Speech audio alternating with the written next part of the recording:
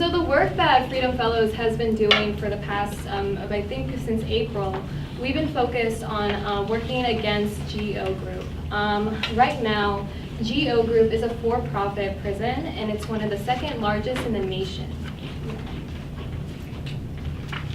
So GEO Group is headquartered actually in Florida, in Boca Raton. And they're the second largest private prison company around. And basically they make money off of locking people up, keeping their prisons filled essentially. They have 60 plus lawsuits against them in Florida since 2010. They changed their name like every couple of years too, so that people can like not target them as easily. And every executive member of GEO Group makes over $1 million a year, and I'm pretty sure their CEO makes about $3.5 million a year, all off of locking people up. And it's ICE's largest contractor as well. Yeah, and so when we talk about what is GEO Group, they're, like Aaron said, they're located in Boca Raton, but they're also very much tied into many of prison labor, immigrant detention, and it's a very consciously crafted system of people being incarcerated by making government contracts with the government, and they are third parties, and they make profit off the number of people that they have in the prison. And so we talk about the punitive stance that these people have. They're very much into punishment rather than rehabilitation. And so when we're looking at it, we're seeing they're locking up immigrants awaiting detention. So the whole media that was been happening around family separation has actually been, some contracts have been made by GEO Group. And they're very much into exploiting a vulnerable community with facilities mostly filled with Black and brown individuals. And then also, with the kind of contracts that these people are making, they're making these contracts with a lockup quota. So that means that they need to have a certain level or number of people filling those prisons in order for them to stay and also be built.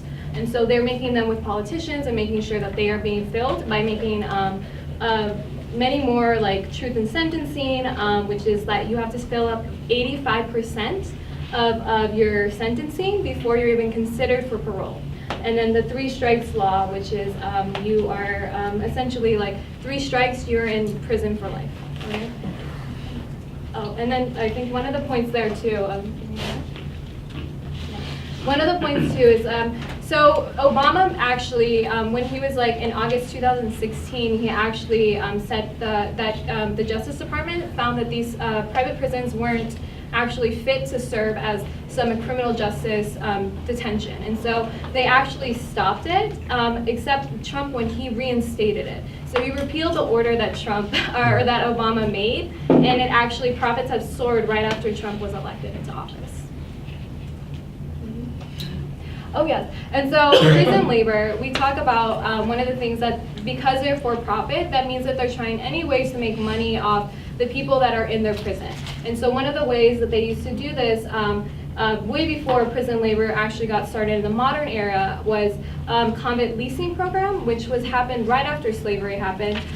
This convict leasing would happen that they were taking the convicted felons and they were putting them to work in mines, working on railroads, very dangerous work, and it was actually, that law was then repealed and faded out, but then it still now looks like today in prison labor. And so Aaron can talk about that. Yeah.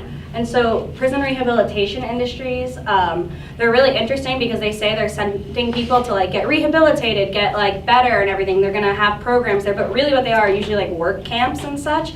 So for example, there's one out in Oklahoma right now that's actually got a huge lawsuit against it because it's technically run by the meat packing industry, and they were having workers working like slaughtering chickens and stuff for like brands like Tyson and Purdue and things like that, and like workers were hurting themselves, and finally someone's family, I guess, was able to get like a really good lawyer, and they're suing the prison. But that's something that often happens.